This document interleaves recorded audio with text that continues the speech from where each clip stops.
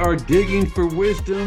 It is our first show of the year. We had our two little special preview get-togethers with several members of the media, which I really enjoyed. I hope you enjoyed it too, Diggs, because I've gotten feedback from all of them, and they really love being on. Maybe that's something we can do a little bit later on. What do you think about that, Diggs?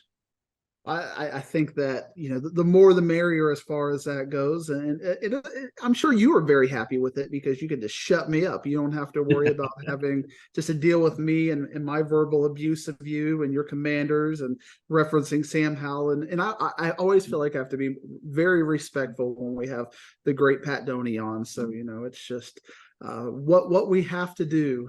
But yes, welcome to season. I kind of consider the season the kickoff of season 2 of the Digging for Wisdom, even though we had a couple of pre-shows like the scrimmages. This is when action really counts. Scrimmages are nice, but we got to count the action, and now it counts. Ward, now is where you are going to become the voice of some other program, whether it's DeSoto or Rockwall or Cedar Hill. I bet it's Cedar Hill this year, because I know you're very disrespectful at the mouth of Cedar Hill, and we'll find out how disrespectful you are at the mouth of Cedar Hill and all the other teams so far this season. But I know we've upgraded technology. We've upgraded some. We have our Zoom where we don't have limits. So, if every 40 minutes you don't hear this little click in the back now, it is. We'd like to thank Game Day Productions for giving us only the best this year. So thank you to all of our friends. And this year, the people get to see our faces if they so choose. So they can get on YouTube and see. I don't know if that's a plus or a minus, but they get to anyway if they want to. They're going to Spotify for this. Everybody go straight to Spotify. We'll listen to it in the car. Save yourself some viewing pleasure. But we are getting started this week. I mean, this is week 1. August 24th, we're starting on a Thursday. My birthday's on a Saturday, so I'm sure Dixie's got something special planned for me. You don't have to release it right now, but what I really want to talk about is before we get started on some games is, we're in Dallas. We know what it's like, DFW. We know the heat. We understand how the heat is going to affect probably the first month and a half to 2 months. But, man, I've only been here since 2005, and I've never seen it go up over 108, 110 to the point where we're pushing games back. And by the time this airs, I'm sure more than half, if not all of the games on Friday are going to be pushed back to later times. What's your thoughts on that? And boy, man, I mean, my grass is suffering. So I'm glad everybody's gone to that synthetic turf because we'd be playing a lot of brown fields, right? I mean, our region is beset by an anomalous high pressure system causing temperatures to rise significantly. It's forming a massive dome that even Jerry Jones would envy. This high pressure acts like a lid, preventing the hot air from escaping. As a result, the trapped air heats up even further, leading to our current prolonged period of extremely high temperatures. Heat domes can bring about dangerous and potentially life-threatening conditions, especially when combined with other factors like humidity. Furthermore, the UIL has issued guidance this season promoting a newer theoretical model of temperature called the wet bulb globe temperature. It's probably something you're going to do a show on at some point. The WBGT, it's a measure of the heat stress in direct sunlight, which takes into account temperature, humidity, wind speed, sun angle, cloud cover, and solar radiation. This differs from the heat index, which takes into consideration temperature and humidity and is calculated for shady areas. This temperature directly affects the recommendation for practice exertion and is a big part of why we're seeing the movement of all the games, like you mentioned, from 7 to 7:30 or 8 o'clock. Like in Keller, they're going with 8 o'clock. So, yeah, meteorology. It's fun time. Well, this guy's got a big brain. I told you this guy's got a big brain. That's why he's the one digging for stuff. And he wasn't reading anything. That was right off the dome.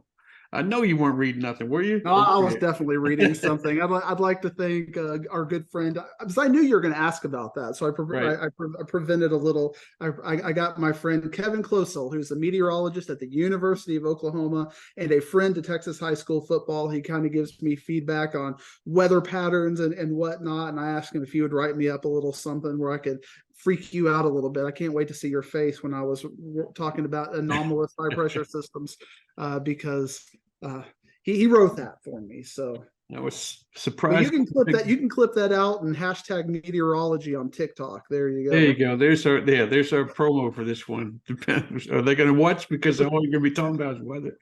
But it's wild because there's a lot of school. Well, there's maybe not a lot, but there's some schools that we're really excited to showcase a new stadium, especially at Melissa, and they got to kind of push that thing off till 8 o'clock to get that thing going, because I know that's when that game's going to start. I'll be up at that one.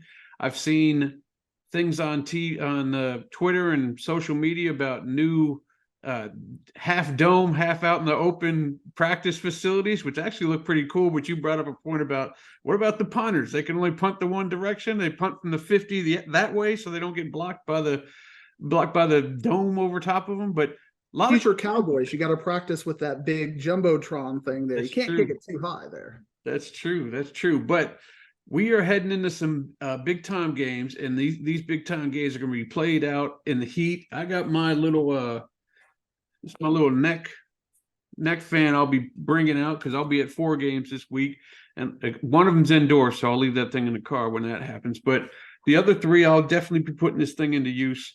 Have you decided on the Thursday game? I think as of right now, I'm gonna go out west. I'm a small school. Digsy is going to replant the country roads, as it were, and go down the country roads to Toller, Texas. I've never been to the snake farm, and they booked Toller versus Peaster on a Thursday just to get media out there, because obviously Toller's not having a stadium sharing thing. Maybe we'll get Ashley out there, have a little Hood County party, and really enjoy that. I really want to see Toller. I want to see how they bounced back after Crawford took it to them. And Peaster is part of the Professor Diggs's District 4-3A report. So, I mean, you get the small schools out there, and I love it. But, Toller is a big favorite in that game, and I hate blowouts, Ward. That's like one of my things that I just cannot stand blowouts, and that game is kind of projected to be a blowout. So maybe I'll stay local. Maybe I'll head out west. But I do got Friday and Saturday on lockdown. Okay. Well, before we go on to Friday and Saturday, we all know what your Friday game is, but before we get on to Saturday, what is your option 2 or 3? Is there ones you're juggling on Thursday that if you don't feel like seeing a blowout? I mean, Mesquite Horn versus Plano West, that was a really good game last year. I think that was one of the highlights, top 10 play where you had the interception return or something late in the game, or a kickoff return. It was some sort of crazy ending there. So that's something to potentially consider. Now that Abilene, Cooper, and Keller have moved to 8 o'clock, that could be a fun game out there. So there's definitely a couple of games. Obviously, the main event game is one of our big games of the week is McKinney versus Longview, and that on a Thursday. You don't get much better than that. Right. As far as 2 top-tier teams in our area. But really, Thursday is just my chance to get back into football mode, and it's very exciting with so many fantastic games out there. And I know you, as the producer of Inside High School Sports and all things game day productions, has been tweaking and getting that schedule just right, and probably sending crews out to all the big games this week. I got them out there. Crews of touchdown Teddy Madden will be out there. He's going to probably go out to Wiley East to see that game with Berkner, and then we got Pox out there he's going to get 2 himself. He usually doesn't work on Thursdays, but I'm throwing him out on a Thursday because we need to get some video of Bryant West Coast, so he's going to go over there to Globe Life Stadium. But before we get too far into it, where we're going, and I'll mention who's going to be at these games as we get through them. Let's start talking about some of these games. You want to start talking about week 1? Let's start talking about week 1. But before we talk about week 1, I just want to give you a shout out, because we've talked about it, and it's just fun because, I'm like a kid at Christmas when I see this. But usually on Sundays after the Rangers game, I put the Rangers game on TV, and then after the Rangers game ends, I just leave Valley Southwest on, and and every now and then Sports Stars of Today will come on, or Sports Stars of Tomorrow. Tomorrow, loving tomorrow today. Yeah. And I didn't even have the volume on, but all of a sudden your name flashed across the screen, and they had all the names I know out there. It was fantastic. And I was like, that's my guy Ward on TV right there. There's his name under a highlight right there. We need to get a little highlight package of you and just say Ward Fasold, the voice of Digging for Wisdom, so people can put respect on your name when they make fun of you. I do need it when they make fun of me. I heard that ending part there. Came to me a little bit late, but you're right. I got 31 weeks on this show, and I got to help out everybody else. So you'll see me on my name hopefully pop up on 1 or 2 different shows. They may throw me on the Race Week show, unless they took that name off there, because I haven't done anything for that show in probably, 3-4 years. But you never know. But yeah, Sports Stars of Tomorrow is a fun show, and sometimes we double dip. That comes on, a story from that show will be on Inside High School Sports and vice versa. So that's some pretty fun stuff. I actually got to be on with Pat a couple weeks ago. He had me on a show doing some preview stuff. So now I can't even go out and shop for stovetop stuff anymore without people rolling up on me. I was like, you'll get your selfie, but I got to get my stuffing and creamy corn first. Then you'll get your selfie. But the life of a super popular producer, I don't know what I'm supposed to do. I just got to talk to my fans.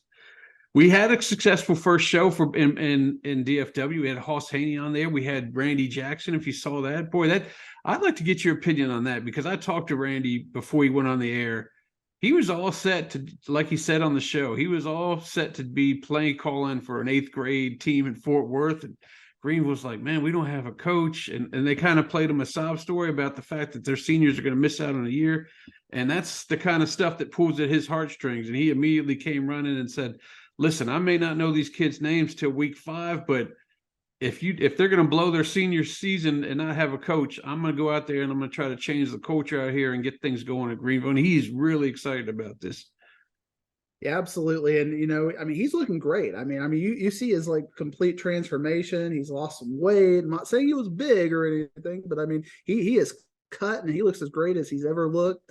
Obviously the high of coming in from Europe and having success out there in his Royal season, and then being his book is going gangbusters right now. He's doing a great job on that, and he was just ready to, he wanted to come give some hot sports opinions on shows like this. He didn't want to give he wanted to just put his personality out there and just have some fun. And then obviously in the back of his backyard, Greenville had that last second coaching change, and they pulled on those hot heartstrings. And he knows that one of my favorite spots out there is tamales. And if you can have unlimited tamales out there, get some sponsorships for the Booster Club, you got to go for it. And obviously he has a heart of a servant, and he is out there doing great work, as we've talked about in our preview shows. If you go all the way back to the 7-5A Division II, I didn't really have a lot of good things to say about Greenville and their kind of their hierarchy of where they're going to go. I still don't, but they'll definitely be under good hands as far as that goes. And unfortunately, I think Coach Jay is going to take a few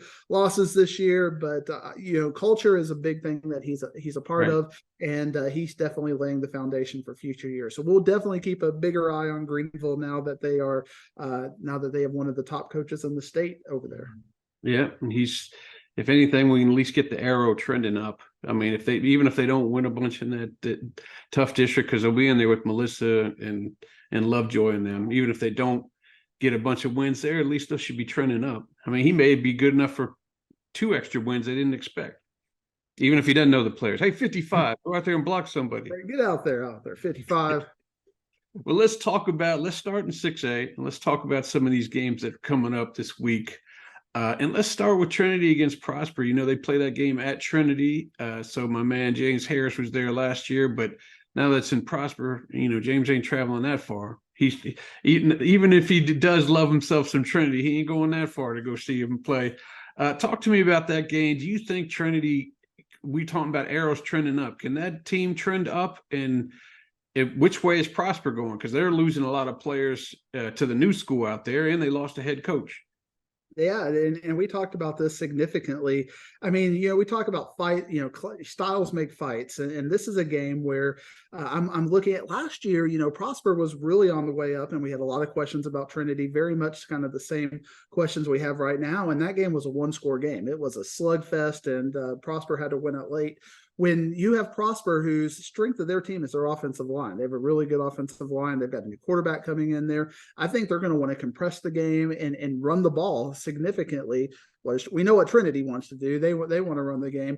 So I'm seeing a game that's going to be low possessions, low scoring. I think Prosper is a favorite, especially at home, but I don't see this being a blowout. I see this being one of your 17-14, very, very much like last year, 21-14 kind of games where we might only see 3 or 4 possessions a half. I know, Ward, you love those 2-hour games, and maybe James will get up there because he can be home by 9:30, even with a later start as far as that goes. But Prosper is just, I think Prosper has too much experience and too much size. And it's really a great test for Trinity very early on because Prosper is probably one of the only teams in the state outside of maybe Duncanville and Louisville who can just line, man to man, just push them around a little bit.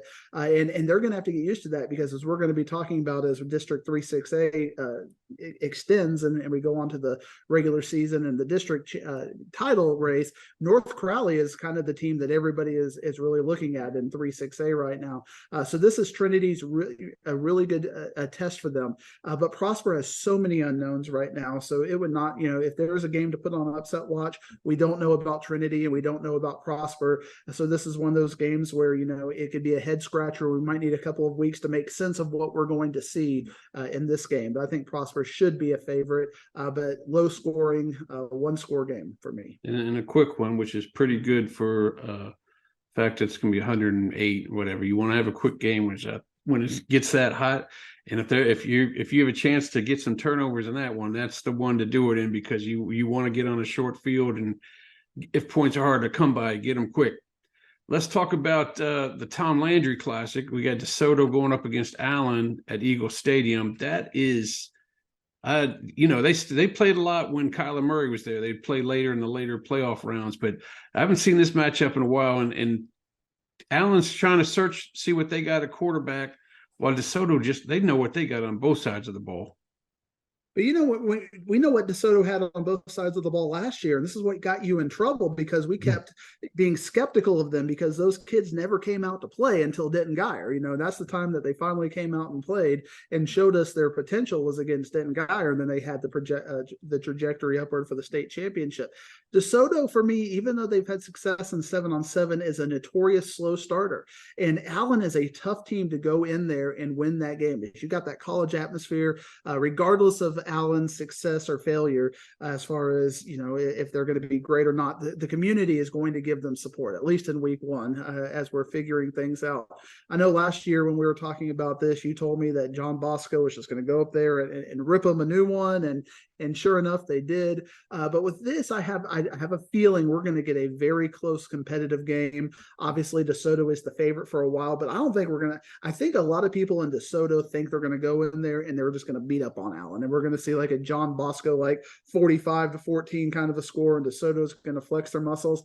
I don't think it's going to be that easy. I don't think you go into Eagle Stadium as a Texas team, especially DeSoto, who doesn't travel very well traditionally, as far as fan base, and some of the times you get them is when they're playing 11 and 12. If they got to go travel out there, since they have been doing the home games, they haven't had to do that. But when you look in the past, they've had some trouble traveling more outside of that South Dallas area.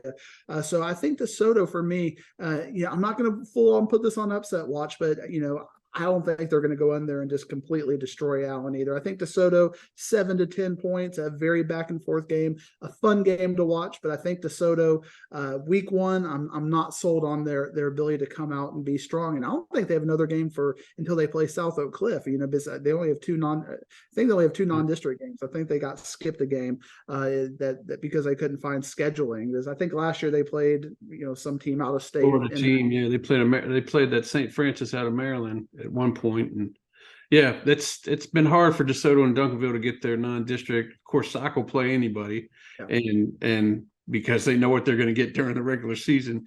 So I think Duncanville's even got 2 Florida teams coming in, or they're going out there or something. So it's been difficult. No, I'm going to agree with you on one point where they don't travel that well, but I'm going to disagree. I mean, they may, and history says they may start slow. I just don't think that's going to happen this year. I think the fact that they're going to be 75 to 80% is going to be against them is something that Claude Mathis just loves. He loves that, something he can yell at them in the locker room about before they go out there. And I think I think there's just so much talent there. I don't think they're going to blow them out, but I think they'll definitely be ready. I think they'll win that game, the Battle of the Eagles. And who knows when that thing's going to start. Right now, I think it's at 7, but by the time this thing airs, it'll probably be 7:38. I think we got our guy Pox going out there, but I think DeSoto's going to take care of this one. And I think they're going to be a little bit hungrier this year now that they know, I don't want to say people aren't watching them week 1 and 2, but they're definitely watching them now that they're carrying that belt around with them wherever they go. They're like, okay, let's see what we got the second time around. I think that's just going to be a motivating factor for Claude Matthews, who's always looking for something to motivate the squad, even when they – even if they play a Mansfield Legacy or something like that, we got to find something to get them out and get them ready. But I think they'll be ready for this Landry Classic. But you want to talk about a motivating factor. I mean, the fact that when you see the pick'em lines with DeSoto and Allen, nobody's going to pick Allen. I can't, maybe somebody, maybe a Matthew Davidson or somebody will just throw an Allen pick out there to try to steal a win or something. But Allen is going to be universally panned against in this game. And I think that's a huge motivating factor for them, especially at home. Bosco had way too much talent. And not to say DeSoto doesn't have significant talent. DeSoto has a lot of talent this year. But I think that Allen has got really good depth. I mean, even though they're not going to have those top end, the D1 players that they've had in the past, obviously, like we talked about, they're going to have a really good running back, really good couple of defensive ends, a couple of really good receivers over there. Quarterback is that question, but Allen is going to have players out there. 1 to 22, they're going to have players who are ready to compete on day one. They're not going to be lacking, that kind of element of it, of their team. So again, it's something you have to keep an eye on. Obviously, DeSoto is a favorite. But Allen is going to give us everything. And I think in Allen, even if they lose, I'm going to be interested to see how competitive they are. Now, if it's something like it's 45-7, we may go ahead and knock them out and start talking about hypotheticals of McKinney Boyd and what happens if McKinney Boyd makes the playoffs in 5-6A. But Allen is still Allen. We talk about hashtag still Ryan. We got hashtag still Allen, and they're still a 7,000 student school has got plenty of kids to draw from. And I'm itching to see something from Booby Feaster since they talked about him the whole summer long and 7-on-7s. And I'm hoping my guy Pox comes back with 2 or 3 highlights of him because I'm dying to see what this kid's all about. Let's move on to my first game of the year, my first game that I'm shooting this year, McKinney at home against Longview on a Thursday night. Man, there's probably going to be media members galore from East Texas and North Texas to see this one because it's like you said, the marquee game on Thursday night. Tell me how you feel this one's going to come out. And this game has me twisted upside down like the Fresh Prince, because I could make a really good argument for why I think Longview is going to win this game, and I can make a really good argument for why I think McKinney is going to win this game. Ultimately, if McKinney is who I think they are, they're going to win this game.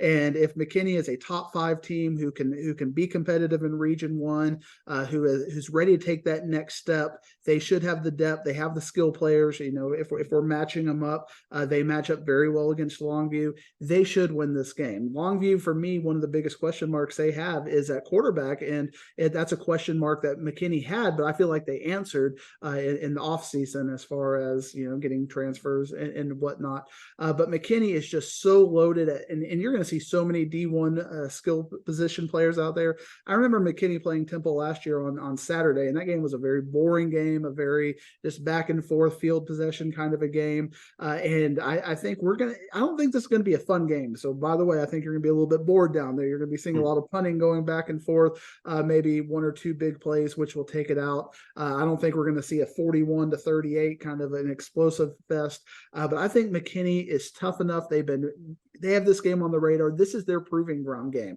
Whereas Longview, they have that taste in their mouth from Alito last year that they have to kind of knock out and say, hey, we're back and we're going to be better than ever, and we're going to be competing for that 5A Division I crown. But still, even if for whatever reason McKinney beats Longview by 2 or 3 scores, which I'm not saying it happened, it's really insignificant for Longview. It's just like kind of like with South Oak Cliff. South Oak Cliff loses those 3 or 4 games. It's not going to say anything for their playoff things. For McKinney, it is going to say something. If Longview goes in there and beats them at home, I'm a little bit worried about them being a regional championship contender and able to beat teams like South Lake, Carroll, and Denton Guyer. So for me, I think it's more important for McKinney, and I think they will step up and win this game. Yeah, I mean, you got a lot riding on this one because you look at your 6A rating, that's pretty high. If they come out losing, you're going to have to drop them, significantly probably, and then you're going to have to go back on a lot of things. So you may not have this on your schedule, but I wouldn't be surprised if I saw you peeking your head around the corner, finding what's going on, getting on TweetDeck and trying to figure out or XDeck or whatever they have up there, trying to figure out what's going on there because, you made your claims, and half the time I stick with you. That one I'm with you a little bit. Who I'm interested? I'm interested to see Brian Jackson because, man, somebody took the shine off that guy, and he was top dog for a while. To me, when I saw him against Little Elm, I thought he may have gotten himself too big, like too big of a guy to, I mean, nobody can bring him down, but it may take it away from his speed. But anyway, he's still going to USC. He's still a big time running back. It just seems like he was the best running back in the nation there at the beginning of the year, and now he's a 4-star. He's just a guy, top 10 guy instead. But I want to see where he comes from this week because he'll be going up against Tatum, right? Yeah, and ironically, a lot of people now think that Tatum is the number one running back in the nation. So I think, as we say, he might be taking that personally, and that might be a really good chance for him to shine. But I think whereas with Longview, that, they're really going to rely heavily on Tatum because a lot of their question marks are at quarterback and a couple of the wide receivers since they have to replace Jalen Hale. McKinney's got talent, all around. They're going to have multiple receivers. You got the quarterback. You got a couple of tight ends. So they're going to have, they can spread it around a little bit more. So I think that might give Jackson a better chance to shine. Whereas Tatum, who's going to get it. Can you stop it? It's like that old Trinity. And Longview, they don't come out there and try to be predictable or unpredictable. They come out there and play Longview Lobo football. And I think that that could be a little bit to their detriment because, like we said, we really don't know what McKinney's going to do. And that's part of the excitement with them is they have so many weapons. They can throw the ball 50 times or they can run the ball 50 times. Against Coppell, they became a ground and pound team and smashed them out. And they did what it took for them to win the game. Whereas Longview, they're a little bit one-dimensional right now, especially with the question marks of the quarterback situation. So it'll be fascinating game. Obviously, Thursday night, if you can get out there, it is not you because you have to go out there. We're paying you to go out there, but you should pay to go out there and watch that game. It'll be a fantastic game. You know what else is fascinating? I think it's fascinating that Geyer is going out to Heath. Their old coach is now coaching Heath, and he gets to stay at his own house out there in Rockwall. As Rodney Webb's out there, the guy that worked under him is the head coach over there at Geyer. It's second season for him at Geyer, and you always say the second season where you can really prove things. But he doesn't have that big talent-laden team as he had before. He still's got talent, but he doesn't have the super-duper 5-star. He does have a Bowen, though. And then you got Heath over there with Coach Webb trying to find his way with this new squad here. Yeah, I think Heath is going to be a team that has to grow into their team. I mean, I watched Heath last year, and they took it to Trinity. That was kind of their game. Their proving ground game was when they went out there and scored 10 touchdowns on Trinity on a Thursday night and completely said, "Okay, we're here." But then they lost their quarterback and had all kinds of chaos, and we know what happened in the offseason. So for me, for this version of the team, I still think Geyer is a little bit more prepared. They're a little bit more this is year 2. They do have a lot coming back, even though that they did lose the Bowen kid and Jackson Arnold. But obviously, they have a lot coming back, and they got size coming back, and size travels well. Size can compress the game a little bit. I think Denton Geyer is a pretty big favorite in this game. I think even with Web Magic, it's gonna have to be kind of like we saw with that Lancaster and Reedy game, where you're gonna have 3 pick sixes and a kickoff return or something crazy for Heath to get in this game. I think Heath is going to be a lot more dangerous in week 10 and 11 than they are for the first 4 or 5 weeks. So they're going to be an evolution in process, but I think Denton Geyer is going to be way better in week 1. Yeah, I'm gonna have to side with you on that one. I think you should, Ward. Come on. As well as should. Let's talk about a game that you said you might go to maybe option 3 now, but Mesquite Horn at Plano West had a wild finish last year, but Mesquite Horn really found their footing and started doing things in district play, and they were kind of a team that we really like to keep our eyes on. What do you think about this one?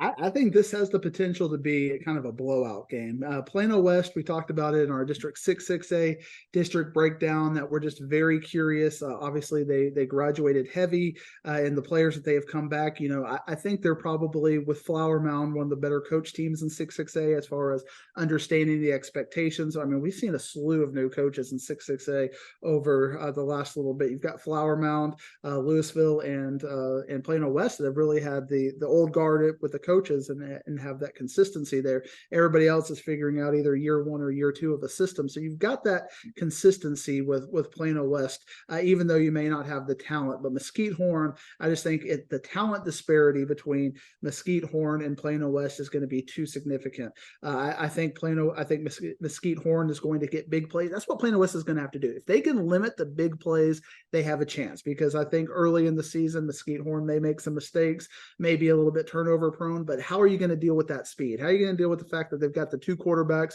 the two running backs who can fly by you? So Plano West is going to have to play a flawless game to be competitive. I think with the talent disparity, I think Mesquite Horn is probably a 3-4 score favorite in this game. I can go with that. I can go with that, can I? I can go with it. There's a game at Kimbrough this week. You're probably going to be there. Plano East is hosting Rowlett. This would be a good chance to get Plano East off to a nice start. You know, I feel bad for you because you always have hope and it doesn't quite work out for you the last couple of years.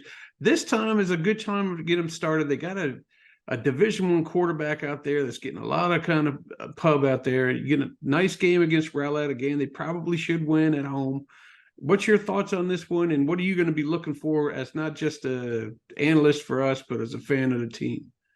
Well, I mean, we have to remember Rowlett was very bipolar at times last year. They had some very head scratching losses, but their last game they beat Wiley East, and that is what is kind of in their memory as far as what they're taking into the offseason and what the coaches are preaching about. Look, you guys beat a 9-0 team who was a very good team, and you took it to them.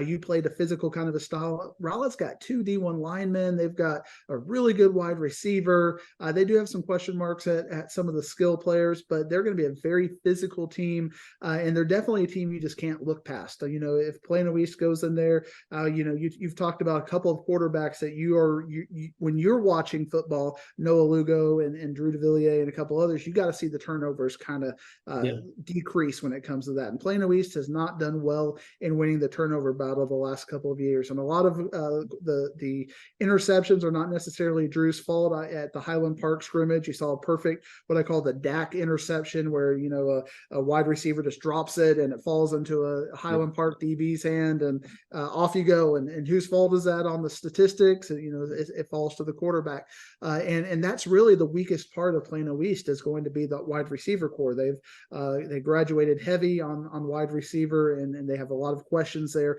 So you got a D1 quarterback, but if you got kids who can't catch that ball and basically give layups to the other team, you're going to find it to be a very hard situation. Plano East has a lot more depth than they've had in the past.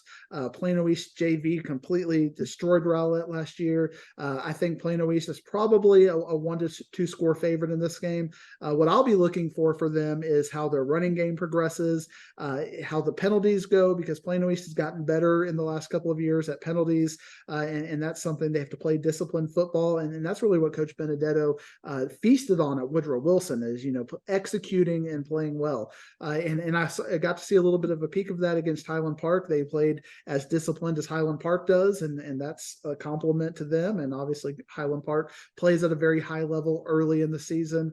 I think the Panthers should be a favorite, but I think it's going to be a very good game, because Rowlett is not going to come into this game scared. They're not going to come in rolling over, and they're probably feeling a little bit disrespected that a lot of people are not picking them to make the playoffs after they knocked off Wiley East last year. So I think that Rowlett's going to come in here with a chip on their shoulder and something to prove. It's a very dangerous team.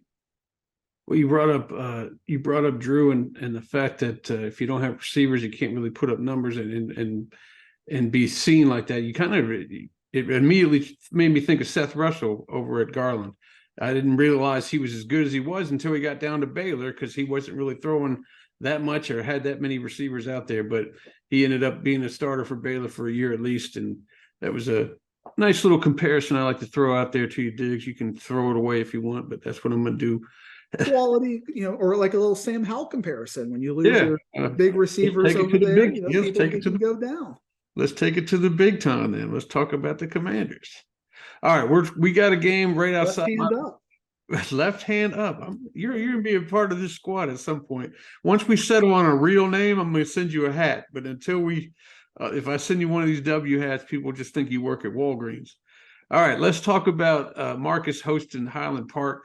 I just heard the other day that Marcus has got a Nussmeier in there, and he's not going to start probably this year, but he's coming. So they got another Nussmeier ready to toss that thing around at some point. And the man, I don't. It feels bad calling it the Cole Welliford experiment, but he came with such hype, and when we saw him at the quarterback challenge that we did last year, his eyes were so big and wide. Like every single thing that was happening in Texas was kind of new to him. It was surprising how everything was so big. And I don't know. I think it will do him some good to be over there with Jason Witten at Liberty Christian, I think. But they're hosting Highland Park, and they're got a new head coach over there, Mike Alexander at Marcus. This is year one. You're not big on coaches in year one, but he's bringing in the Scots. Fight, Scotties fight. So what do you think about this game? Year one, game one is what we're dealing with against Highland Park, who is the epitome of being ready on game one. I think next week when we talk about Louisville and Highland Park, I'll just go ahead and you can clip this out and put it in next week's DFW podcast. But I think Louisville is going to destroy Highland Park next week just because of the size disparity and whatnot. And I'm bringing that up now because I don't think that the score what we're going to see with Highland Park and Marcus is necessarily going to be indicative of what we might see in the Battle of the Axe when we see Louisville and Flower Mound Marcus, because Louisville is going to be good early, and Marcus, very much like we talked about with some of the other teams, are going to get better, like kind of like Rockwell Heath, and they're going to get better as the season progresses and they understand the assignment. But drawing Highland Park in week one is a really hard assignment. I did get a chance to see Highland Park against Plano East in the scrimmage, and Highland Park's two quarterbacks are really, really good. So you got and that's probably the strength of their team is their quarterback position. And, Marcus losing Welliver, you have to kind of look at that and go, well, what's going to happen there? Obviously the defensive line is solid. Their running back, at least the one they highlighted in the scrimmage, was like 5'6". You got Deuce Vaughn out there, running. Obviously got good speed, but, size wise, and to me, I think of Marcus, what's the strength of their team? Probably that defensive line and linebacker core. So can Highland Park's offensive line, or can they spread the ball out, find a way to get out in open space? And if anybody can figure that out, it's probably Randy Allen. I think if we're talking in week 9, week 10, I might pick Marcus in a bit of an upset, but week 1, I think Highland Park has got to be a pretty safe favorite in this game. Yeah, I think so as well. Let's talk about a Thursday game. I got a Teddy ball game out there on a rare Thursday night. He usually doesn't like to work on Thursdays, but I'm putting him out there because I'm interested in this Timberview game against South Grand Prairie. Yeah, Newsom. A very good 5A team, kind of a middle of the road 6A. And you remember how South Grand Prairie started last year, and you kept telling everybody, man, y'all need to just chill. They're starting off bad, but they'll still be in the playoffs. Do they have a chance of doing that again, or can they get some wins early, especially against a team like Timberview? Yeah, that's a loaded question, Ward, because you kind of got multiple layers that I have to agree with.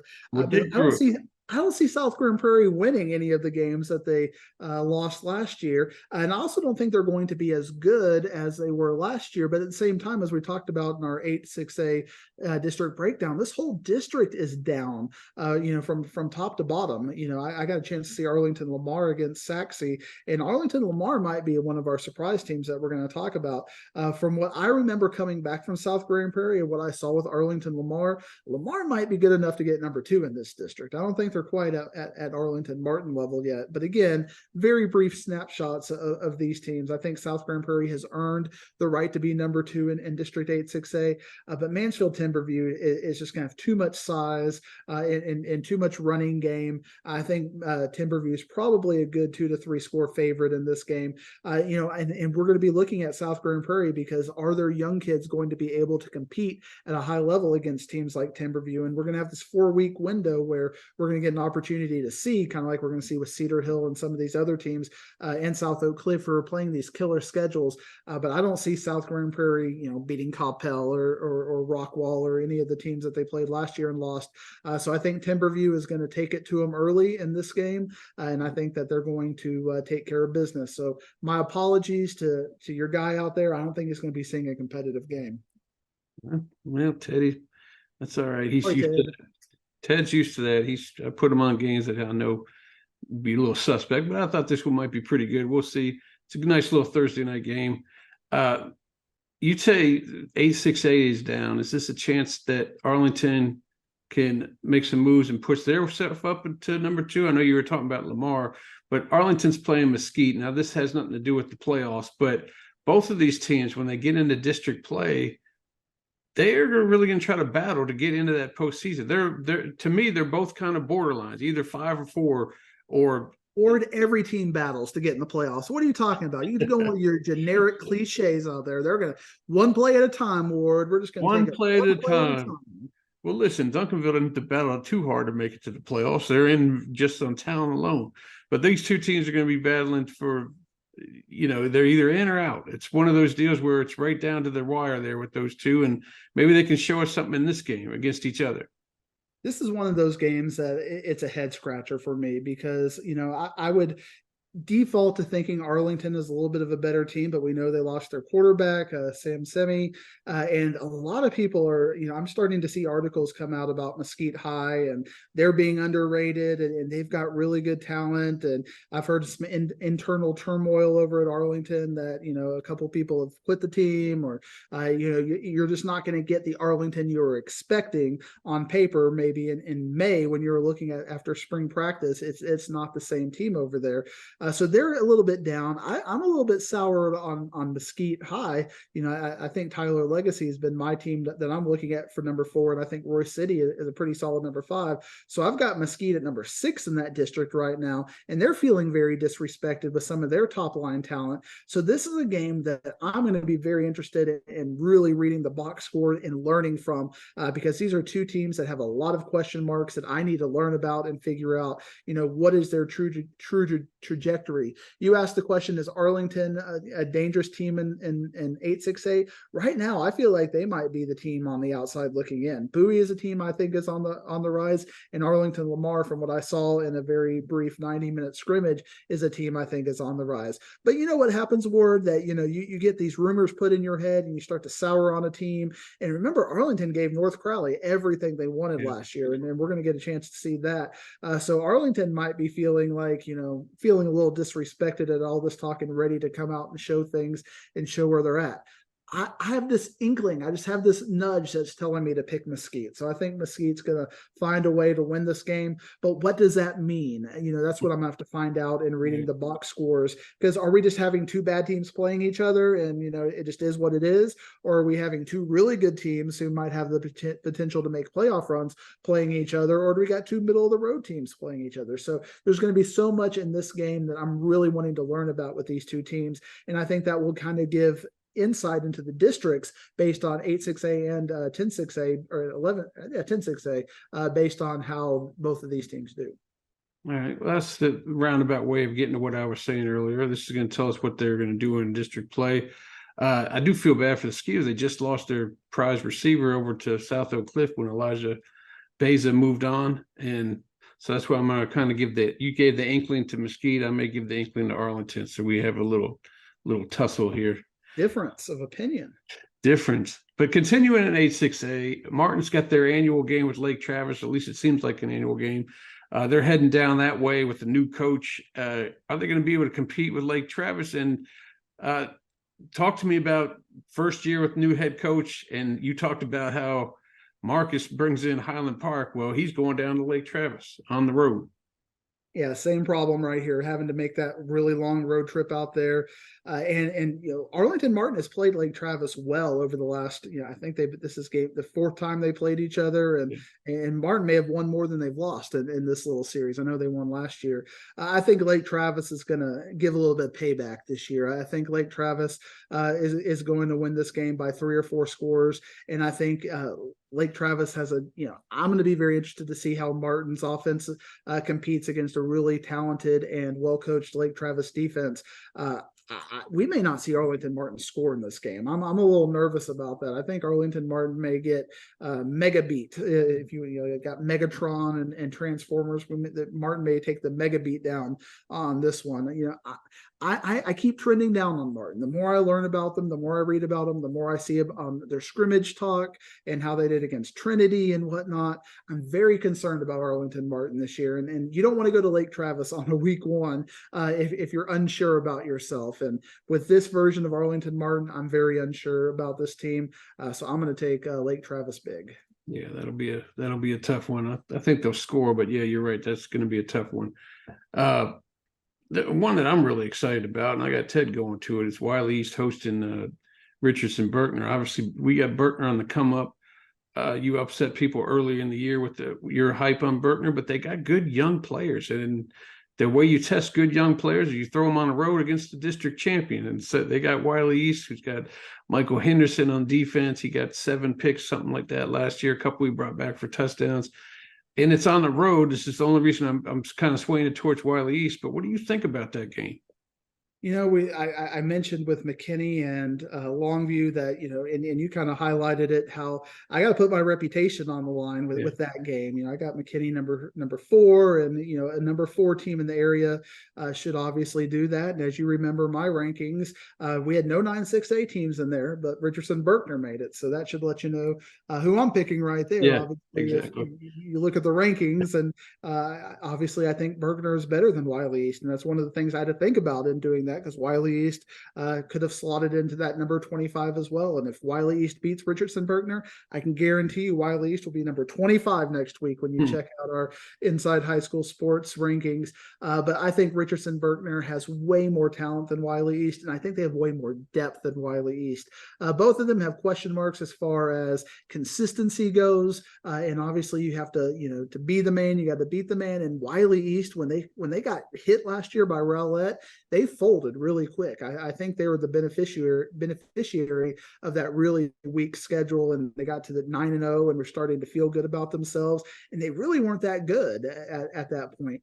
This Berkner team should be able to beat Wiley East, and might even be able to blow them out by 2 or 3 scores.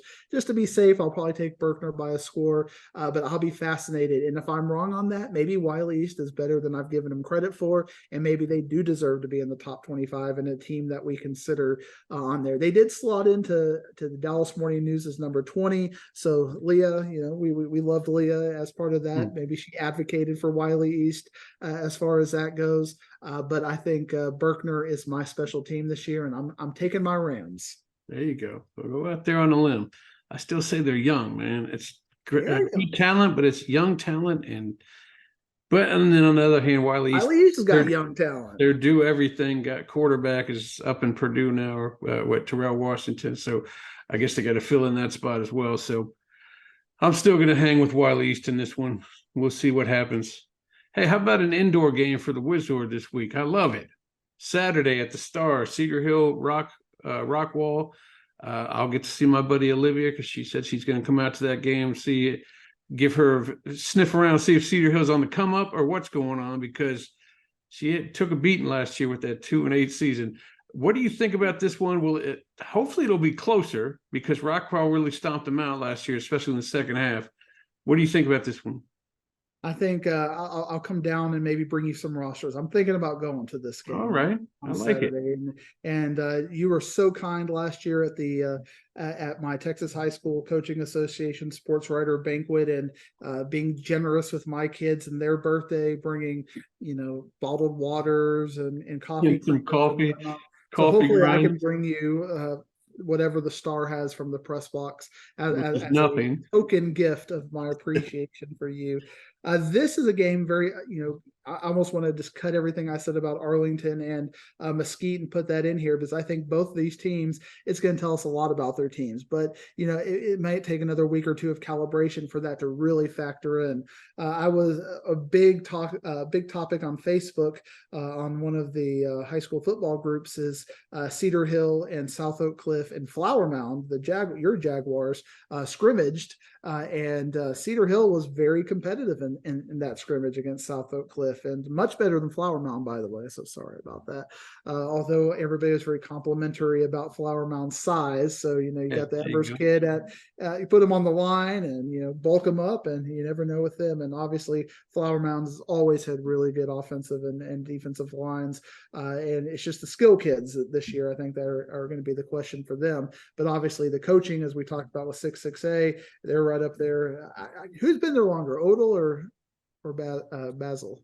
I think it's neck and neck. It may be Basil. I mean, it's close, but he's been there for a while, obviously. Who was Vanderford? Was Vanderford? Yeah, yep. Vanderford was. They've only had two coaches there the whole. Yeah, whole I believe so. Remember, Vanderford was all about killing them with points. They score 70 and give up 78. But that was fun. That was fun football. Yeah, to it was watch fun football. there, So, and obviously this has been a little bit of a different version of Flower Mound. But here you are asking about Cedar Hill. We were talking about Rockwall. We're breaking down 6-6A historical Flower Mound talk as far as that goes. But all that to say is Cedar Hill was very impressive in their scrimmage. So I think you're going to see a bit better of a game. I remember last year you were very disappointed that you said Cedar Hill just came out there and decided to give it up pretty quick. Rockwall got out on them early. But reading about Rockwall's scrimmage, I'm very high on Rockwall. Rockwall is, got a lot of good talent, and they're getting out there and feeling high on themselves. So this is going to be a fascinating game, and it may be a game that's going to take 2 or 3 weeks to figure out what it really means, because we might have two teams playing really high levels of football, maybe week one, maybe playing a bad football game because of the quality of their teams. And it might take us a while to figure out, hey, these are two really good teams that maybe we've underrated a little bit. Now I've got Cedar Hill, in the top 25 and right there on the precipice of making the playoffs. And the more I learn about Cedar Hill, the more I think they have a chance to beat Waxahachie or Mansfield and slide into that 4th spot. But still, I think Rockwall is just a little bit more talented, and it's going to come out a little bit more prepared for this game. I think Cedar Hill still has to figure things out, but we got year one as well as far as that goes. But I think this year one could be a little bit of a different year one, because this was a coaching change based on just not connecting with the locker room, and obviously this coach has really connected well with that community and is connected with the locker room, and I think we're going to see Cedar Hill coming out better than they were that we saw last year. And obviously I think Coach Lynn's going to do a great job in Crowley. This has nothing to do with him or his ability to coach. It's just some personalities work better in certain places. I think his personality might work better in Crowley right now. And I think it might be a situation like we saw with Mesquite Horn and North Crowley, that you swap the coaches and both teams are better. And I think with Crowley and Cedar Hill, you swap the teams, and I think you're going to see both teams better than they were before. And I think Cedar Hill is better. So I think we're going to see a more competitive game. And I think even though Olivia might be disappointed, she's going to walk away, even though her team is going to lose, going, I think we got something this year, and I think we can compete for a playoff spot. Can I tell you what I'm worried about? This is what I'm worried about with you going to this game. If you stick to it and go to it, I'm worried for Trey Brooks, because he's throwing 2 quarterbacks out there, and he probably saw what happened with Lovejoy and you last year. And if you happen to catch one of the quarterbacks catches your eye, we may have 10 weeks of you just giving Brooks the business. Why isn't so-and-so starting over so-and-so? This could be, why isn't Marshall starting over Locke, or why isn't Locke starting over Marshall? Coach Brooks, man, just be on the lookout, because if one of your guys goes crazy and throws for 300, you better keep him in there, or Diggs is going to be all over you. And we're going to have this with Highland Park and Lancaster as well. So, we're going to have the recurring theme. We're going to do some new things, maybe a mailbag this year, kind of shake it up a little bit. Maybe we'll have Diggs's 2 quarterback penalty box or something this year. We'll get it sponsored by a bond company or something, and get out of jail from Diggs's heat. Get out of jail. Oh, Bell's bondsman. I got you. All right. Well, a game that I'm kind of, I usually hit every year. We're not hitting this year because we hit them every year. This is the 102nd meeting of the battle for 287. This one's in Ennis, Waxahachie against Ennis. Your thoughts on that one? Because you remember how I felt last year. I got to the game and Ennis had done quit. I couldn't find, and maybe you can dig into your Ennis sources. Do you have any Ennis sources? Because I don't see I don't see Sam Harrell on the sidelines. I didn't see him that game. I don't know if my guy saw him when they played. What was it? When they play Melissa when they got all those turnovers for touchdowns in the playoffs and it almost pulled it off. I don't think my guy saw him on. Is he no longer on the sidelines? This is something you got to dig. Is he? I think he's up in the press box. Is he in the press box? Just calling the game from the press box just to sit down and obviously fighting that disease, and we wish him the best and got our thoughts and prayers with him. This game, I think, is going to be different than what we saw last year. I think Waxahachie is trending down. I think Ennis is trending up a little bit. So I think we're going to see a little bit of the gap closed. But Waxahachie as a 6A program, it's just got more depth and size and talent than Ennis does right now. They've kind of passed each other by. In fact, I wouldn't be surprised if very soon they quit scheduling this game, because I don't know if Waxahachie gets much out of this anymore. I mean, it's obviously a big rivalry, but Waxahachie has taken it to that next level now, and now you're playing Ennis, and you're like, what do we get out of this if we win? If we blow them out. But Ennis has everything to play for, so I could see this kind of going by the wayside in the next realignment. I think Waxahachie is still a favorite, but I don't think it's the 40 points or whatever it was last year. But I think Waxahachie is still a solid 2-score favorite over Ennis. You get a big sign that says 287. That's what you get out of this game. You can't give that up. I just told you it's the 102nd thing. You're telling them to kick it to the curb. Can play them. I mean, we got other teams on 280. We can't kick this thing to the curb after 102 times playing it. No, Diggs, you're gonna have to take that up at a town meeting or something. I mean, stuff happens. Denison and Sherman are probably going to be trending away from playing each other pretty soon either. So if you say Trinity and Bell's gonna stop playing, then we might as well just shut this whole thing down. I'm telling you, that Trinity Bell game, week 11, you might be right there again. You want to start doing the week 11 podcast right now? So we can talk about Trinity Bell. Let's talk about the Battle of Champions. Let's talk about the Battle of Champions that we got here. Reginald Samuel's protege, Jason Todd, coming in with back-to-back titles. Duncanville's got a title in the last year as well. They're going down to SMU. Last time Duncanville was SMU was a downpour, and they completely shut down Prosper. Now he's taking on Sock, and Sock's trying to learn about themselves, right? They got a new wide receiver with Berea coming over there, and I think we both agree that the majority of their talent is on offense, and except for Brandon Jones, who had like 200 tackles last year. When I read that stat, I was like, what in the world? Is he just pushing his own guys out the way to get these tackles? And that must mean he played more than a half against half the 6'6" squads that there are 6'5" squads that he was playing. But tell me what you think about this game. I think we know how it's probably going to turn out, but what about the competition in that one? We got a lot of D1 talent out there. Yeah, it's going to be a fun game to watch as far as, picking out positional players and watching them. The football game itself might not be a high-quality football game. Just this early in the season, Duncanville can't find anybody to scrimmage them anymore, and it's just one of those situations where a couple of years the scrimmage has gone out of control. I think North Crowley one year and Trinity one year, and it's just been a problem for them to find people who will scrimmage them. So I think they're going to be a little bit rustier than South Oak Cliff, who obviously will play anybody anywhere, which is why they're able to get scrimmages, even if it's a 3-way dance with Flower Mound and Cedar Hill playing 6A talent. And again, that just really speaks to South Oak Cliffs. We'll take on anybody. We want to get better kind of a thing, kind of a mindset. Duncanville is just so much better than South Oak Cliff and so much better just about everybody else in the state right now. So South Oak Cliff having to replace a lot of these keys and not having the depth that Duncanville is going to have. And obviously that defensive line is just crazy. They got 3 4-stars on that defensive line. I think Kevin Ford got upgraded to a 4-star now with everything they've got going over there. It's going to be just crazy. I don't think South Oak Cliff's offensive line can play with Duncanville's defensive line. They just don't have the depth. I think the skill kids can. I think there's elements of that where you can look at and go, okay, South Oak Cliff can compete. But that's exactly what Coach Todd wants to do. He wants to get them hit in the face and see what it's like. So when the game will slow down for them when they get to the playoffs and they have that muscle memory. I don't see this being. I think we're going to see second and third teamers in the second half. Significantly for Duncanville. I think Duncanville will name their score, and just turnovers and other things will factor out, but I kind of see a 41-0 kind of game here. But we talked about this a couple of times. Colin Simmons told us he wants to get 40 sacks, so he's probably going to need to get 4 of them in this one, somewhere between 4 to 5. Start off in a nice pace.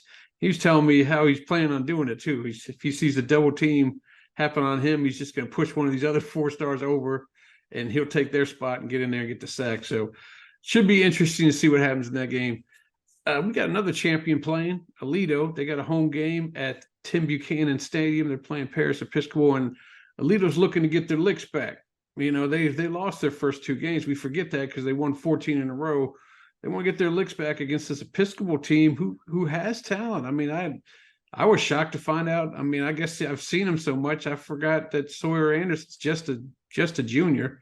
I know you don't talk too much private school ball, but he's just a junior, and he's I think he committed somewhere, and they got Maddox Reed, and they got this Caleb Mitchell Irving on the defense. But for every one player I tell you from Paris, you can probably tell me 3 at Aledo that's got just as much talent, if not more.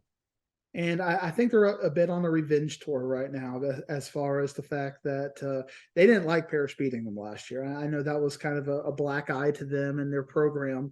Even if they won't explicitly say it as that, I can say it for him because I'm the DFW blowhard who can come on and say whatever he wants without too many ramifications, unless Parish Episcopal does an exorcism on me or something. They got some higher powers over there at Parish Episcopal that I gotta worry about when I'm talking about them. But really, when I was breaking down that original game last year, yes, Parish Episcopal is a very good, they would be a 4A D1, 5A D2. They'd be a top 10, top 15 team.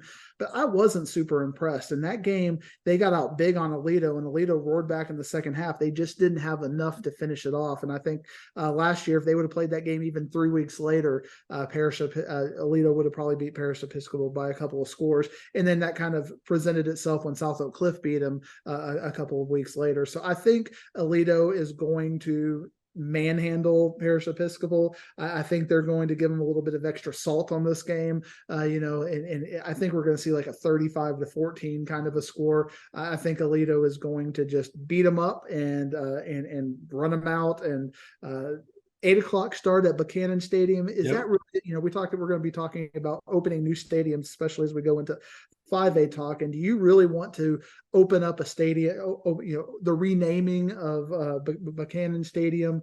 That's a tough draw.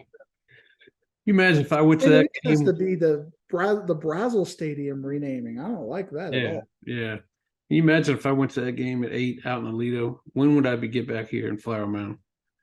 11:50, 12, just when you're waking up, probably 11 a.m. on Sunday now, so you'll be back for that. Yeah, exactly. So witching hour for you, 12 o'clock, man. You're just getting ready to go, warmed up. Hey, that's right. You're dumping at 12. That's true. You were going to exit out. Hey, speaking about getting licks back, I know Ryan wants to get their licks back against this New Brunswick team. They sandwiched. As we talked about earlier, they sandwiched 2 meltdowns from the beginning and the end of the season, and New Brunswick's was the first one. I believe they're coming up here this time, right? And then what do you think about that game? Well, it's at Mary Hardin again. It's at Mary Hardin? Okay. They're neutral siding it, so they both get to do their road trip down Interstate 35. This is going to get there's so much we don't know about Denton Ryan, and obviously New Braunfels is not in my wheelhouse, but I know that Denton Ryan should have won that game last year, and obviously New Braunfels is a top 6A team, well, not top 6A team, but a good 6A team. They're a solid, Coppell like kind of a program. Denton Ryan should, and this is going to be the door opener. Are they #still Ryan? Because if they are #still Ryan, they're probably going to win this game, and they're probably going to have some sophomores and juniors that we get on our radar. We're going to be dropping their names the next couple of weeks and talking about how good they are and the kind of players they are. They're probably looking at the Dallas Morning. I think they got ranked number 18 or 19 in the Dallas Morning News rankings. Yeah. They put Lake Dallas over them, Ward. To me, that's that's disrespectful right there. You got Lake Dallas getting put over you. That's disrespectful with the fingers, right? Disrespectful with the fingers. That was very disrespectful. I looked at that and I was like, man, they must know something about Denton Ryan that I don't know to put Lake Dallas over them in that way. So I think Denton Ryan's going to have that chip on their shoulder, and I think they're going to start out this. It's got to be the chemistry, and if New Braunfels comes out and beats them and out physicals them, then I think maybe we can be really worried about Denton Ryan. But I'm not going to be worried about Denton Ryan quite yet. Obviously, in the district that they're in with Aledo, they're not quite at that state championship level, but they're still a quality, hard out kind of a team. And I think if they're going to be that team and not be the team that gives up a 3-score lead to Red Oak, you got to go to Mary Hardin and beat New Braunfels. I'm with you. They're unicorns. I think that's going to happen. The unicorns. Get them at the old neutral setting. No collapse, please. Come on. They're acting like my lungs. They just started collapsing. Another good one from the Wizard. All right, now Texas, my man James T. Harris, and the T is for tantalizing.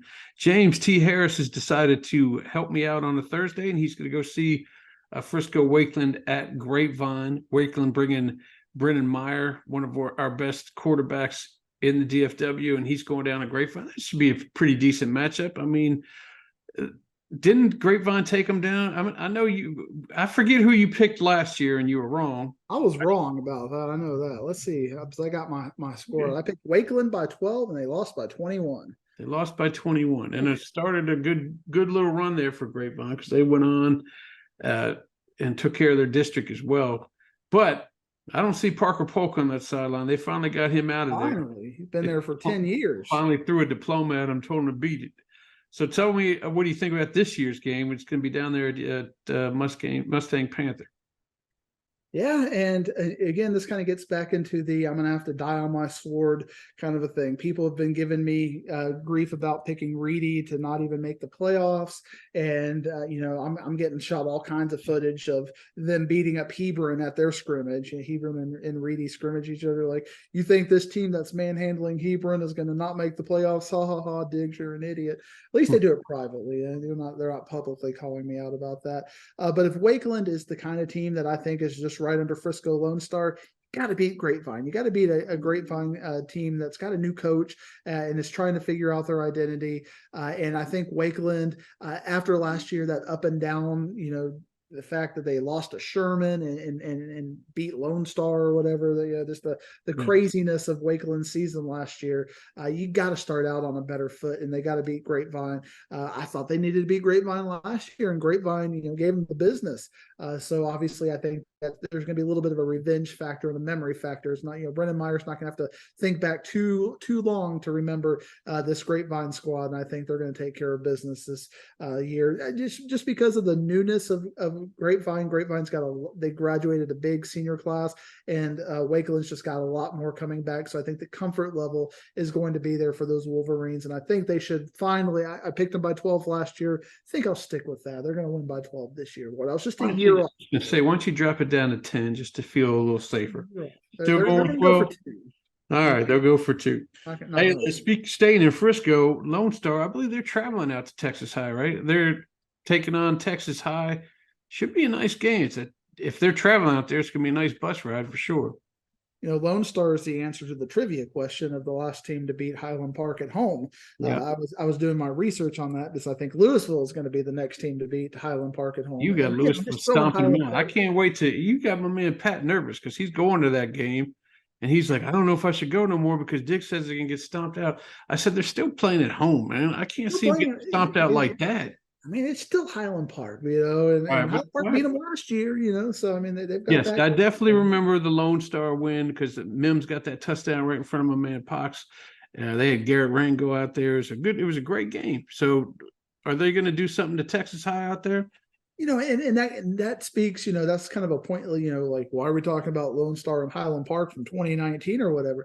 Because Rayburn, he doesn't fear the road trip, the way he prepares his team, and that's why they go out there. That's why they go out to Texarkana and play these games, because they're getting ready for the playoffs. Because, when you're having to potentially play in the second round of Barbers Hill or Port Arthur Memorial or one of those crappy teams you cover out there on your Houston show that we don't like and we just don't care care much about.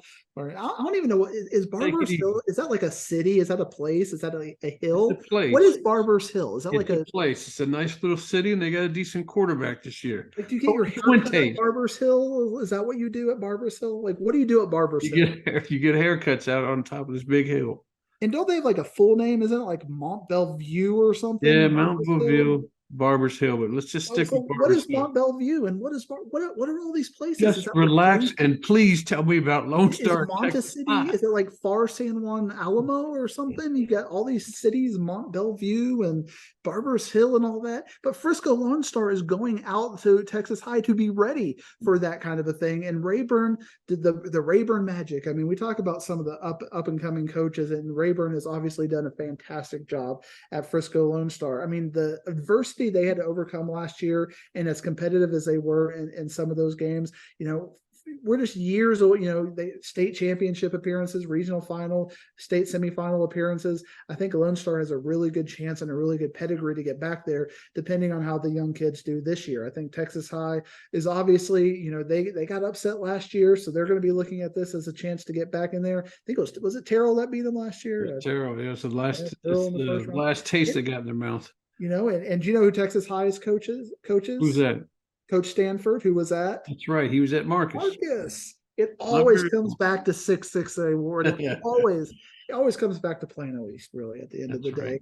And, Grimm Stadium is a very tough place to play. I've covered a game out in Grimm Stadium before. It was the first time I actually, as a media person, had to go through metal detectors and getting wanded and stuff. I was thinking to myself, well, I guess we are we're going to be in a hostile atmosphere. If the media, you got to worry about us and our laptops out there as far as that goes. But I think Lone Star is going to win this game by 2 scores. Excellent. Yeah, they do got to figure out what's going on because they get their district play started week 3. So against Reedy. Yeah, against Reedy, the team. The Reedy fans are already telling me we're ready for week 3. You're gonna come on out there. I'm more worried about week 4 when I think they play Wakeland in week 4. That's like a Thursday game. I'm probably gonna find that game. Go ahead and pencil all those games in on your schedule. I'll write them down, man. Let's see if we can get you a pass. Get me out there. Speaking of getting me a pass, give me a pass for Cedar Hill and Rockwall while you're doing that. All right, we'll do it, buddy. I got to figure out who to talk to on that one because my man Matt Wixon didn't want to hear about it. Frisco teams in there. Yeah. I'll figure it out. Let's talk about Lake Ridge and Summit. Summit got off to a rough start last year. They got stomped out early by by both the Mansfield teams. They got Mansfield, the Tigers got them in week 2. But you throwing a lot of praise and flowers their way. So do you think Summit's going to take care of? Are they going to get their licks back against Lake Ridge?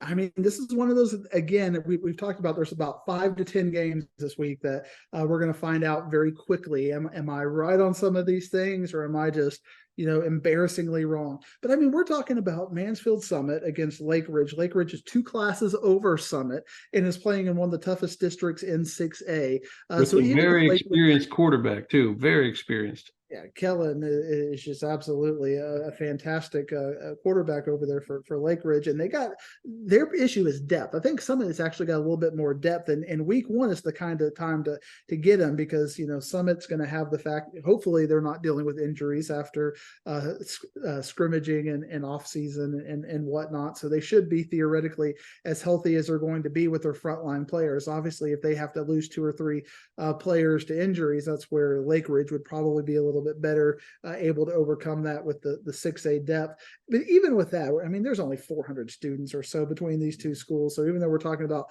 5A division, Summit's at the high end of 5A division 2, like it's at the low end of 6A. So I give the point. Yeah, it's 2 different classifications. Like North Crowley and Love, it's really not that big of a deal as far as that goes. But even to that end, Summit should take care of Lake Ridge.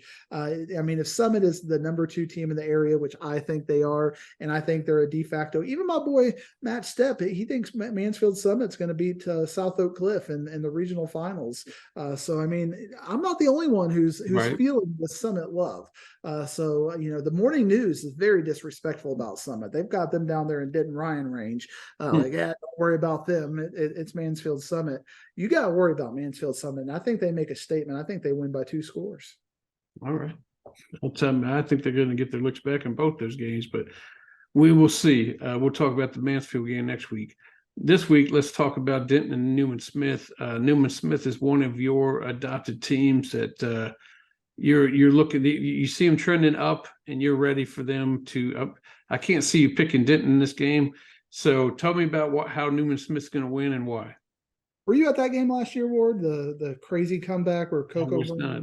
No, I didn't make I it. thought you were. Uh-uh. But I mean, I think Denton won the game last year, if I remember right, like 35-34 or something. But I think Newman Smith, they've got a couple of D1 commits now. They're really trending in the right direction. I think Newman Smith, especially Denton, lost a big chunk of their offense, and Denton's kind of that forgotten school in Denton ISD. You know, you got Braswell and Ryan and Geyer, and then you got little brother Denton over here. Which of the Katy schools would you say is like that school for them? They're probably like Katie Taylor. People kind of forget about them. Poor Katie Taylor. Why do you hate Katie Taylor? You're the one you put me up to her, guys. Gosh darn it. Well, but I would have said Seven Lakes or something. I don't know. Was Seven Lakes ever done anything? Seven Lakes probably that way, except they were really good in basketball this year and last. But we're on a tangent again. Stay on track. We're talking Newman Smith. Newman Smith won last year 43-42. Okay, so that was the comeback. So they won by 1 point. This year they're going to win by 21 points. How about that? All right. That's what I like to hear. All right, that's a Newman Smith. I've got the green and gold Trojan outfit on, and hey, Coach said he's going to. Coach said he was going to hit you with gear and all sorts of stuff if he ever came out to Standridge, because you were talking about you hadn't been to Standridge. Kenny to get it for me. Yeah, Kenny is to Newman Smith as Diggsy is to Plano. That's true. So. Kenny could autograph it for you and give it to you. I don't think Kenny likes Plano East like I like Newman Smith. So I'm a little bit mad at Kenny. You clip that and you let Kenny know I'm mad. That's true. Let's buzz him in real quick. It might be too late for that. Plano East should be everybody's second favorite team, except for yours. They can be third. Your third favorite team. Third. Although I do wear that Pittsburgh Pirate hat that you constantly think is Plano East. Well, Let's talk about my favorite game of the week, Argyle at Melissa. I'll be at that one. Melissa opened up that new stadium. It's gotten all kinds of buzz. They got all sorts of stuff planned. They doctored their schedule last year, so they had 6 road games last year, so they can get 6 home games this year. And boy, they are talking a lot of talk about. They actually said, what did Nigel Smith tell me? He said they have a lineman from McKinney. He didn't say which McKinney school. That's supposed to be something special that he transferred over there. And we know what kind of talent they got on offense. I think this is a well-rounded team, and Argyle's got a lot that graduated, but they still Argyle, right? They're still Argyle, and if you look at my rankings, I have them right next to each other. I've got Argyle number 4, Melissa number 5. So you might be thinking, my guy Diggsy, he's going to be taking Argyle in this game.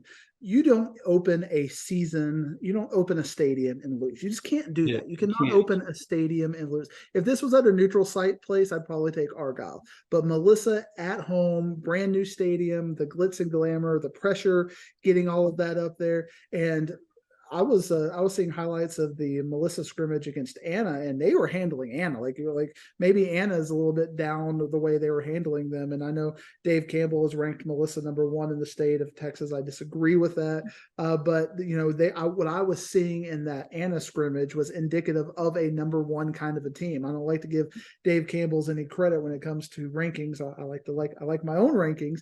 But they might have the edge on me on this one. I don't know if Melissa's going to win a state championship, but I think Melissa's definitely might look the part. So I think week 1 against Argyle at that new stadium, give me Melissa by a score. I still think Lovejoy's better than Melissa, though. Nigel says, this sounds like Simon says, Nigel said this is going to be the first state title of many.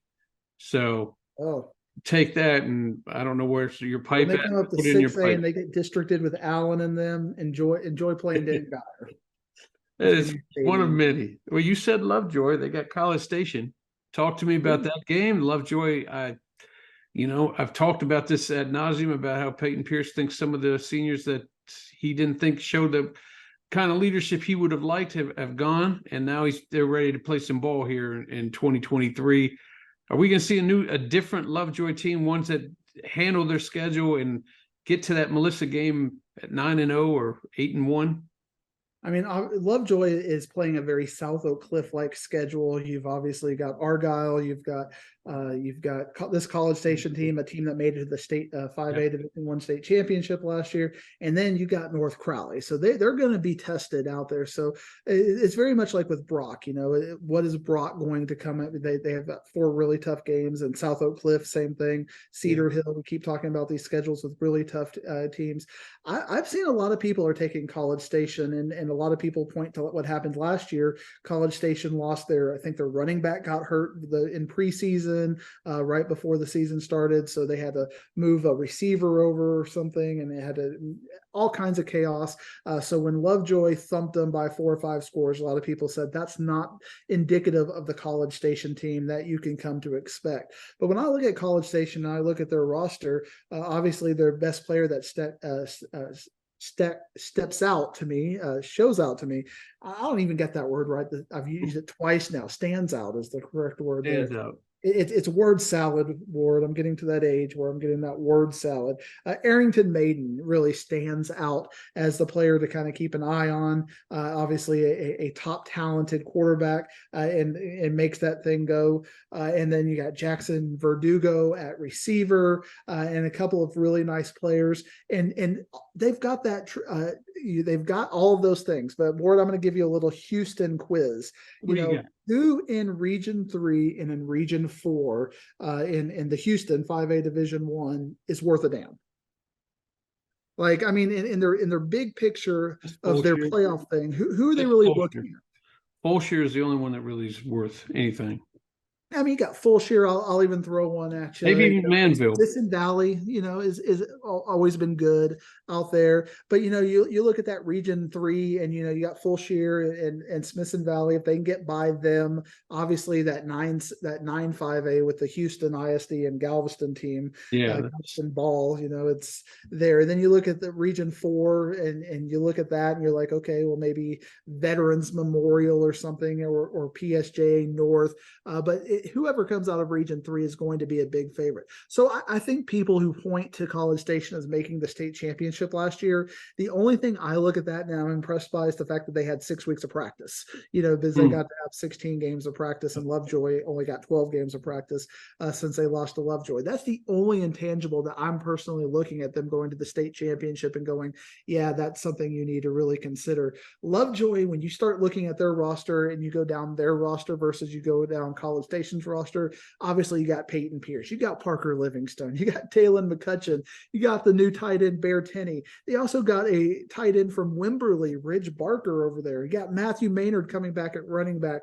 You got Hondo Franklin at quarterback, and obviously Arrington might be a little bit of a better quarterback than Franklin, but obviously he's really good with that team. He's got 3 D1 receivers around him. You got Chase Bogle over at linebacker. You just go depth for depth. And you told me about a DB that's coming up, right? You told me about a young DB. Jalen Lott, yeah. I mean, he was from Frisco, transferred over there. He had to set out his freshman year. He's going to be a big player over there. So I think Lovejoy, I don't know if this is the signature win for them, because they beat them last year and obviously had went down the toilet after that. But I think they are a better team than College Station, and I think College Station was probably better served when they were in that 8-5A and had to play all the DFW teams as far as their playoff runs to get them ready. I don't think that playoff run in the Houston side of things, they might get a little bit further, but I don't think it does them any favors in getting ready for the state championship game. Yeah. Good point. Yeah, all you're doing is getting me itching for week 11 and that Lovejoy Melissa game, because I think you'll be there, and it'll be at that new stadium, right? And unless Plano East is playing on Thursday, but they usually play Marcus on a Friday or something, right? Yep. But that's got me itching. You're talking about. Go ahead. I'm bashing your Houston teams. Like I bashed Katy and. Well, I'm about ready to bring up another Houston team, and I'm going to anyway. We talk about these historically. Traditional games. In week 1, we're going to have Heights against Cleburne. Do you know who the quarterback is at Heights now? Yeah, I know you don't, but I'm going to ask you anyway. No clue. I don't even know who the quarterback at Cleburne is, if we're being honest. If we're being honest.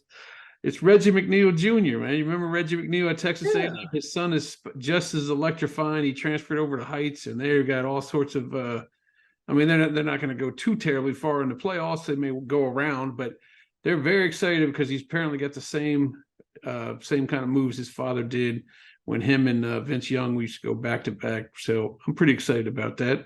And they're playing Cleburne down in Midway. Apparently that's the big traditional game I had from way back in the day, and they started that rivalry up about 3 years ago, maybe 4. Yeah, for the 100th anniversary Yeah. or something. So that's pretty interesting, wouldn't you say, Diggsy? I think it's very. Where was he before? Like, do you remember? He was at Katie Morton. It's another Katie school. I think he was at Katie Morton Ranch. Okay, well there's another irrelevant Katy ISD school you could have mentioned instead of Katy. Why do you hate Katy Taylor? Come on, Taylor.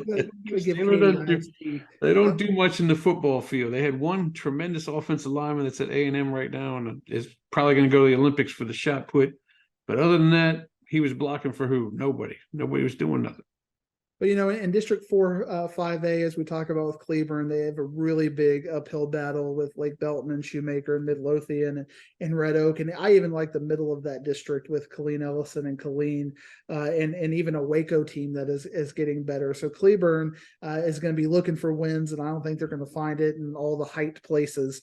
I think Houston Heights is probably going to blast them by 5-6 scores. Cleburne, I think they had a couple of freshmen who were their bread and butter last year. When you're hoping for sophomores to beat Reggie McNeil, junior kid, it's not a good day for you. Right.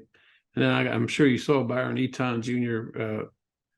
He committed to Grambling State. So this is how I know I'm getting old, because when I got here, his dad was just on his way to Oklahoma State or whatever. I'm sure you saw him a lot on the football field. I didn't get to see him at Lincoln on the football field. Now his son's out there.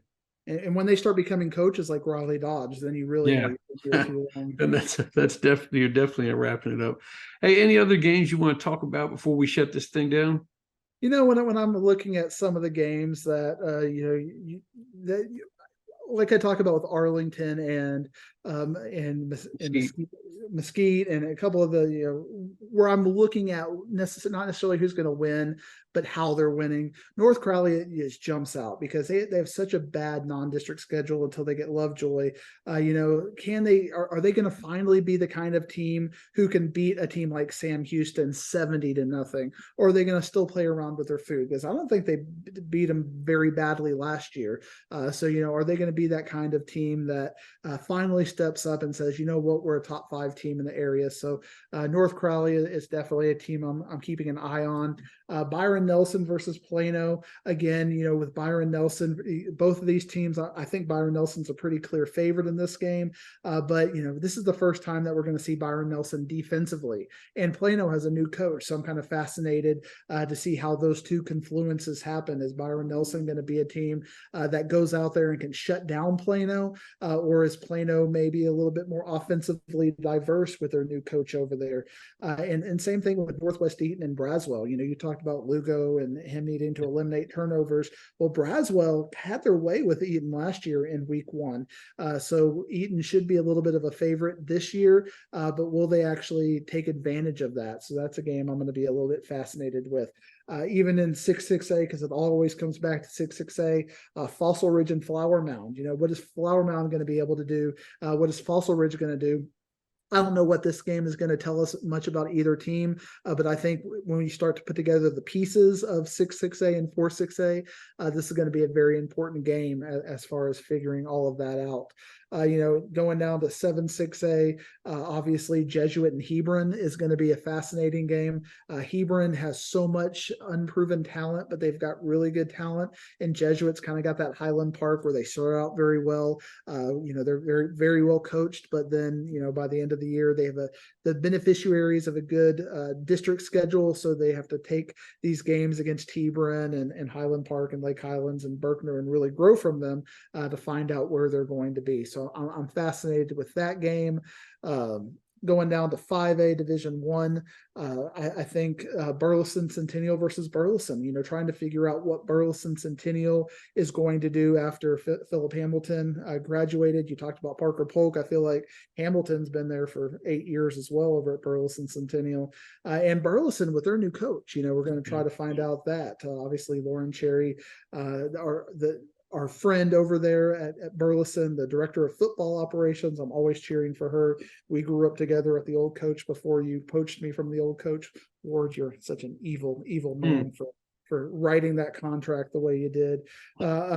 Justin Northwest against Rock Hill. We're trying to figure out what we're going to get from both teams after Rock Hill lost their quarterback to Oklahoma, Kevin Sperry. And then, learning about Lake Belton and Colleen Shoemaker. Obviously, that's going to be a big part of my prep. So seeing how they do against Leander Rouse and San Angelo Central is going to be something I'm keeping an eye on. Birdville Crowley is one of those fun games for me that I'm really going to kind of dig into, because Crowley got Carlos Lynn over there, and I think they beat Trinity last year, right, Ward? Yeah. Yep. So, Birdville is a team that's expected to be right there in 5A.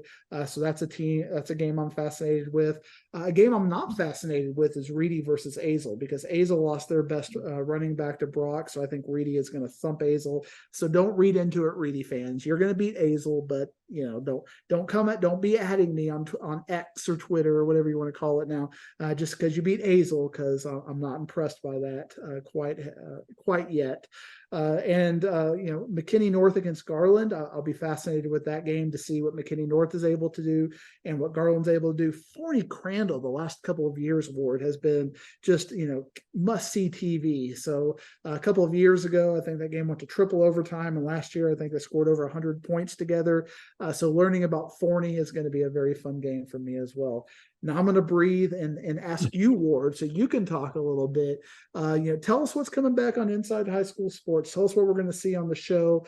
Any new segments? You got any new people? I mean, you got Joseph Hoyt leaving, going to his new place. So tell us about the show, Ward. Yeah, he's covering the Cowboys now. Boy, everybody seems to be leaving high school football to cover the Cowboys. I don't agree with it. Maybe if he does a good enough job, they'll boost him up and he'll get to cover the Commanders. But he's just got to make sure he does a good enough job, though, to get the big beats. Big beats. Hey, I'm also going to be at that McKinney North Garland game. I'll be bringing that head fan with me, neck fan, because I'll show up at the Cedar Hill game sweaty as all get out. And then I'm interested in the Midlothian Seguin game, not mainly for talent-wise, but Coach Wendell tells me he's got some new things planned with Westco, because,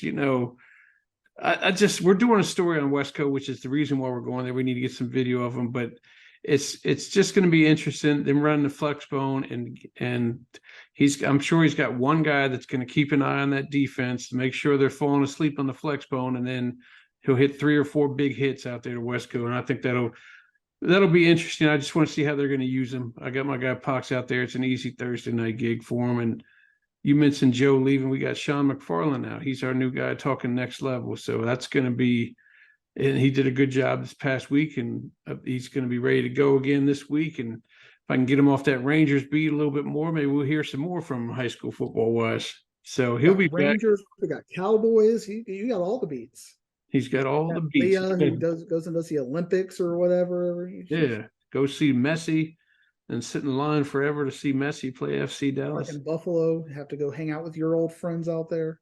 Yeah, I'm sure she enjoyed that. I'm sure they all told her great stories about me. Let's see, what's this week's story? We're talking about the Melissa Stadium. They got some emotional things going on there. One of their parents is a big booster for the team, and he ended up passing on, and he left a saying, "Let's go to work," and they're going to have that on a stone that they all rub when they run out there. Actually, they tell me they're going to be in I'm trying to vision this, but they said there's going to be a bird cage in the back of the end zone, because they're the Cardinals, and they're all going to get in this bird cage and run out of that, and it's going to be like a Bird Box, Sandra Bullock type thing. I guess everybody's going to be blindfolded.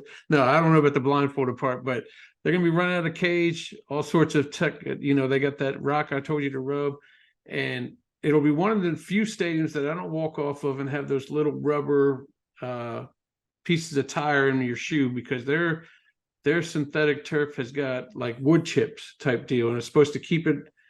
Man, they were telling me like 10% cooler than anything else. You're not hurting yourselves when you're getting down on one knee and coming back up, burning your leg up. So they got all the bells and whistles. Say it again. It's only going to be 120 on Friday. Yeah. With wood chips. Exactly. So it'll be an interesting week. And like I said, we're on 10 a.m. now on Sundays, 10 a.m. Right after the Meet the Press. And then we're back on again at 11:30 Sunday night. So I'm ready. I'm ready for some football. I'm ready to get that thing on my shoulder. Sorry I made you miss the replay of your show. That's right. We missed the replay. That's all right. I don't need to see it twice. Well, maybe I do. I can't wait to see the birdcage. That might be your next viral video. If that will be pretty interesting.